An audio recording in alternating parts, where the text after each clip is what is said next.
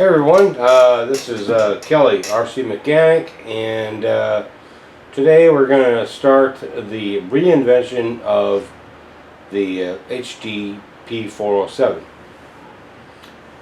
As you can see, I already have the forklift already attached.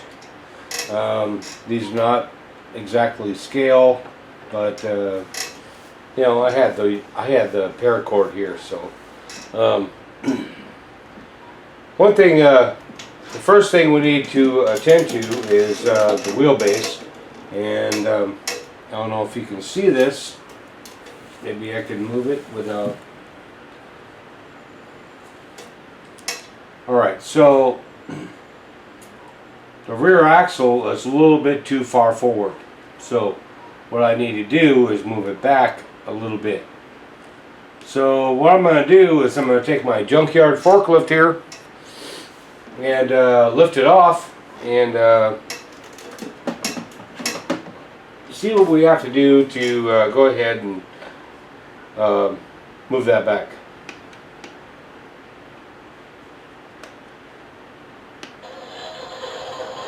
We gotta fire it up. Here we go.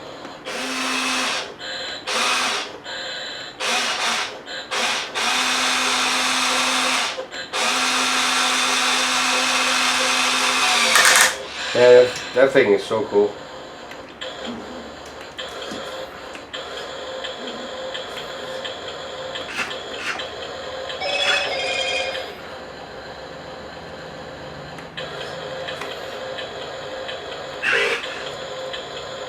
It's just, it's either all on or all off. That's the problem.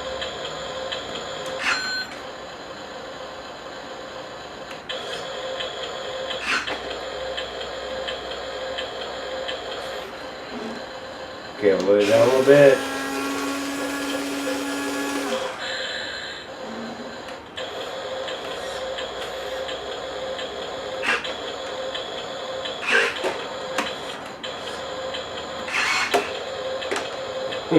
Oh my gosh.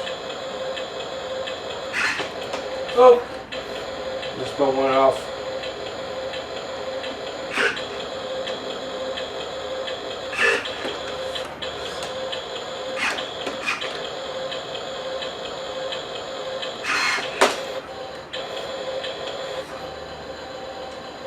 Alright, so let's go ahead and just lower that down.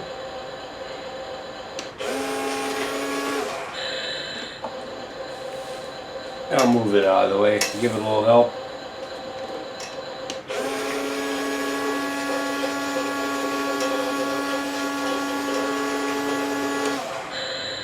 Still not bad for a toy, right?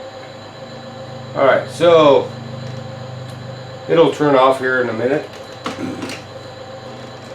or two. But what we need to do to because the springs I used are a little bit shorter, what I need to do is move the rear right here back just a little bit. So I'm going to go ahead and loosen them up, move it back to where it's supposed to be and where it should be, and go from there. Alright, so this shackle right here in the original position was let's say right about there, straight up and down. And what we want is it to be back anyway. We need an angle, and I can adjust the wheelbase by moving this right here back. So by moving that back, I'm going to basically accomplish the wheelbase issue. I'm thinking it needs to go back just a little bit more. Okay, right there. Okay, so I don't know if you can see that, but that's what I'm looking at as far as where it should be. So what I'm going to do next is I'm going to get my center punch and mark where that is, and go ahead and drill some holes. Alright, so as you can see, the wheelbase is basically adjusted, and on this side right here I drilled a hole and I moved it back far enough to get it centered, and I can still see the hole, right? So let's that'll tell you how square the frame is. On this side,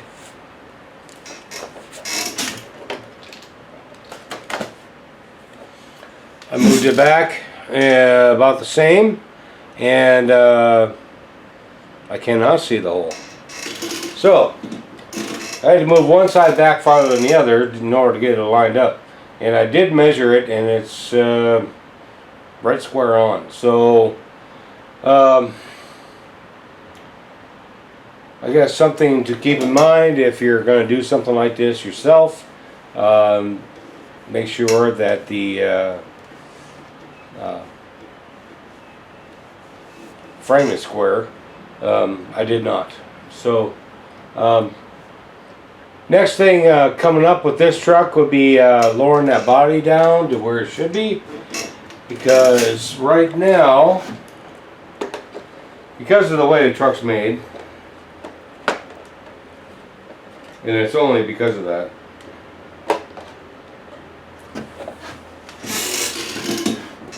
there's a huge gap right up in here, okay, and right here, right here, and my feeling is this whole cab needs to come down to be a bit more realistic.